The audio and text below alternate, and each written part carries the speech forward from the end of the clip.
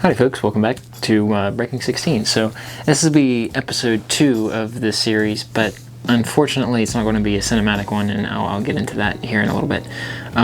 But yeah, like I said, I want this series to be mainly cinematic and kind of me talking about my workouts and what I do on a day-to-day basis or a week-to-week basis, that sort of thing. But right after I got done recording episode 1, I had a little accident. I fell down a flight of steps. Got banged up a little bit, not too bad. I was perfectly fine. I was able to stand up and walk and that sort of thing, so nothing too crazy. But I had shin splints before that, and after that it kind of made me think, okay, maybe I have a stress fracture, so I took some time off. This early in the season, it just wasn't worth it to me to keep pushing and keep trying to, break, the record, so to speak. But I took some time off. I'm still technically on my off right now, but I've been cross-training, trying to get myself back into the groove of things, that sort of thing. But this episode is a little different because it's more of informative than cinematic. So the thing that I want to talk to you guys about is, well, there's 3 things. Injury prevention, injury detection, and then recovery and cross-training. So the first thing we'll talk about is injury prevention. Injury prevention includes things like stretching, rolling out, those sorts of things. And of course, the correct gear that you have with you. So with injury prevention, it's super important that you stretch out before and after your run. And you know the type of stretching that you need to do before and after your run, because it's different. Before your run, as I mentioned in one of my earlier videos, it's very important to dynamic stretch. I almost messed it up there. It's very important to dynamic stretch before your run. So you're constantly moving, kind of going through the flow of things, getting your body warmed up and ready to run. After your run, it's important to static stretch. You got a lot of lactic acid built up, maybe, some, your muscles are maybe getting a little tight. If you sit down and don't move, your muscles will seize up and you'll be really stiff next morning. So it's very important to stretch, and static stretching means you hold the stretch. You're not moving around a whole lot. You're just, straight down, maybe an iso lunge or something like that. Trying to get a nice deep stretch in before you go to sit down and relax. Also, it's very important that if you feel something coming on, maybe you ice, maybe you heat some things, that sort of thing. Heating, you most generally want to heat before your run. So you heat before your run, try to get your muscles loosened up, and then after your run, you ice it down to try to bring down the inflammation of whatever muscle is inflamed, if that muscle is inflamed. So those are kind of the basics of injury prevention. Another thing, and me and Jim just made a video on this, is shoes. You gotta have the right shoes for your feet. And if you think, maybe I don't have the right type of shoes, go to a running shoe store, and man, they will set you up very nicely. Most of the people in there that I've gone to, I go to Columbus Running Company, so if you're an Ohioan, great place to go.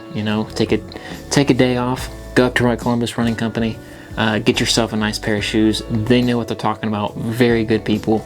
But if you don't live in Ohio or near Ohio, just find out what your local running store is. Go to it. Most generally, they know what they're talking about when it comes to shoes. They usually take your feet off, have you walk around a little bit. They analyze, whether you pronate out or you pronate in or whatever you do, and they get you the right shoe for you. So that's the injury prevention side of things. Something that's also very important is injury detection, which you're probably thinking, what is this? I've never heard of this before. That doesn't surprise me. That's I haven't heard a whole lot of people talk about injury detection. But injury detection, I think, is almost as important as injury prevention.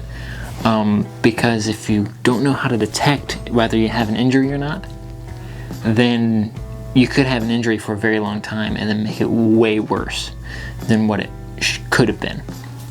So injury detection. What I mean by that is knowing the difference between, oh, I just have sore muscles, and oh, crap, I pulled a hammy or something like that. And most generally, my rule of thumb is, if it hurts for more than 3 days and it's a sharp pain, something's up. You need to get it checked out. If it doesn't hurt more than a few days, then you probably just had something sore. And it's also important that, hey, if something's sore or something like that, stretch it out. That goes along with the injury prevention side of things. But if something is sharp, don't stretch it out. Like, if your hamstring is really, really tight, almost teared, not a good idea to stretch it out, because you'll just make it worse. So that's when you go to a physical therapist, and you have professionals look at you and analyze you and see what's wrong with you, and they will give you what you are supposed to do. And that's another thing. Don't take this video as hey, this is what I gotta do. No. If something's up and you think something's up, go to a professional. Talk to the people you need to talk to. That's very important. Don't do what I do. Like I said, I got banged up and I didn't go to anybody. But I also kind of fairly certain what it was and how to take care of it. So I think we're doing good. Anyway, that's kind of the injury detection side of things. So know when you're injured, and that kind of comes with running more. So the more you run, the more you know your body, and the more you know your body, the more you will know when you're injured and when you're not. We have injury prevention, injury detection. Last, and certainly not least, recovery. So this is at the point to where, okay, we have done injury prevention, maybe not exactly correctly, somehow got ourselves injured, and then we are trying to recover from said injury. What you gotta do is relax. If you keep pushing yourself and you know you're injured, if somebody told you, hey, I think you're injured, and your body's telling you, hey, you're injured, and you keep pushing, you will make things way worse.